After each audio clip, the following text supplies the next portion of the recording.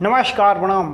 कथित दिल्ली शराब घोटाले से जुड़े मनी लॉन्ड्रिंग मामले में प्रवर्तन निदेशालय ईडी ने सोमवार को मुख्यमंत्री अरविंद केजरीवाल को राउज एवेन्यू कोर्ट में पेश किया, जहां से उन्हें 15 अप्रैल तक न्यायिक हिरासत में भेज दिया गया है। इसके बाद उन्हें तिहाड़ जेल ले जाया गया। केजरीवाल को 2 नंबर जेल में रखा गया है। इससे पहले आज कोर्ट में पहली बार केजरीवाल ने अपने 2 मंत्रियों के नाम लिए हैं। ईडी की ओर से पेश हुए एसएसजी एसवी राजू ने कहा है कि अरविंद केजरीवाल जांच में सहयोग नहीं कर रहे हैं और जांच को गुमराह करने की कोशिश कर रहे हैं। ईडी ने दावा किया है कि केजरीवाल ने कहा कि विजय नायर ने उन्हें कभी रिपोर्ट नहीं किया, लेकिन वह अतिशी और सौरभ भारद्वाज को रिपोर्ट करता था। सूत्रों की माने तो अब इस जांच की आंच मंत्री अतिशी और सौरभ भारद्वाज तक पहुंच सकती है। ऐसे में सवाल उठता है कि आखिर कौन है विजय नायर, जिसकी इतनी चर्चा बीते कुछ दिनों में जोर शोर से हो रही है। आइए जानते हैं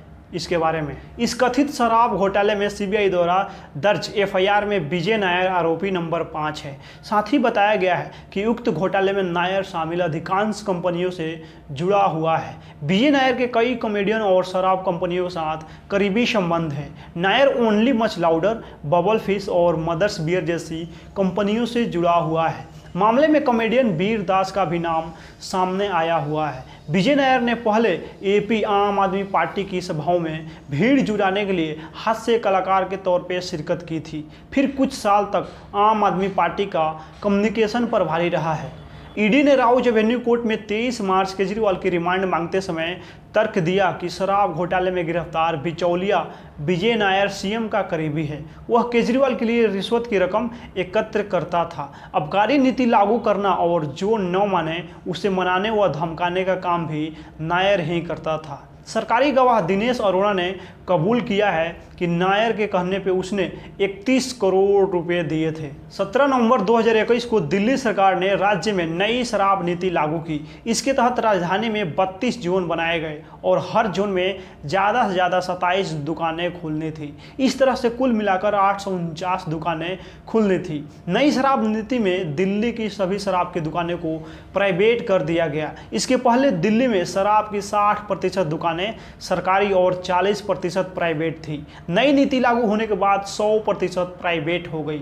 सरकार ने तर्क दिया था कि इससे 3500 करोड़ रुपए का फायदा होगा। जुलाई 2022 में दिल्ली के तत्कालीन मुख्य सचिव ने आबकारी नीति में अनियमितता होने के संबंध में एक रिपोर्ट उपराज्यपाल को सौंपी थी। इसमें नीति में गड़बड़ी होने के साथ ही तत्कालीन उप मुख्यमंत्री मनीष सिसोदिया पे शराब कारोबारियों को अनुचित लाभ पहुंचाने का आरोप लगाया गया था। इस रिपोर्ट के आधार पर उपराज्यपाल ने नई आबकारी नीति 2021-2022 में नियमों के उल्लंघन और प्रतिक्रियात्मक खामियों का हवाला देकर 22 जुलाई 2022 को सीबीआई जांच की सिफारिश की थी। इसमें सीबीआई ने सिसोदिया समेत 15 के खिलाफ एफआईआर दर्ज की थी। इस आधार पर ईडी ने मनी लॉन्ड्रिंग का मामला दर्ज किया था। दिल्ली के कथित शराब घोटाले से जुड़े मनी लॉन्ड्रिंग मामले में कोर्ट ने मुख्यमंत्री अरविंद केजरीवाल को 15 अप्रैल तक के लिए न्यायिक हिरासत में भेजा है। सीएम केजरीवाल को तिहाड़ की 2 नंबर जेल में रखा जाएगा।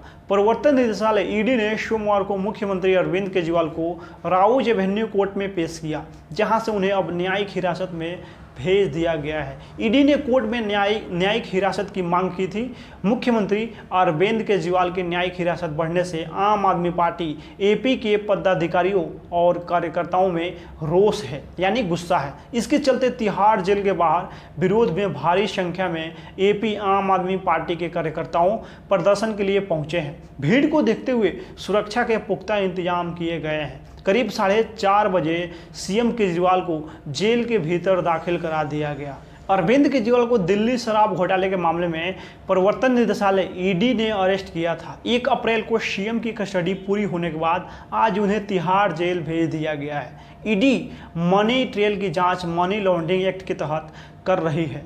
प्रवर्तन निदेशालय की कस्टडी खत्म होने के बाद आज दिल्ली के चीफ मिनिस्टर अरविंद केजरीवाल को न्यायिक हिरासत में तिहाड़ जेल भेज दिया गया है। दिल्ली शराब घोटाले के मामले में अरेस्ट हुए सीएम की ईडी ने आगे कस्टडी की मांग नहीं की है, जिसके बाद उन्हें न्यायिक हिरासत में भेजने का निर्णय लिया गया है। सीएम तिहाड़ के जेल संकेत 2 में रहेंगे, यहीं से वो दिल्ली सरकार भी चलाएंगे। सीएम से पहले जेल संकेत 2 में आम आदमी पार्टी के सीनियर लीडर संजय सिंह को रखा गया था।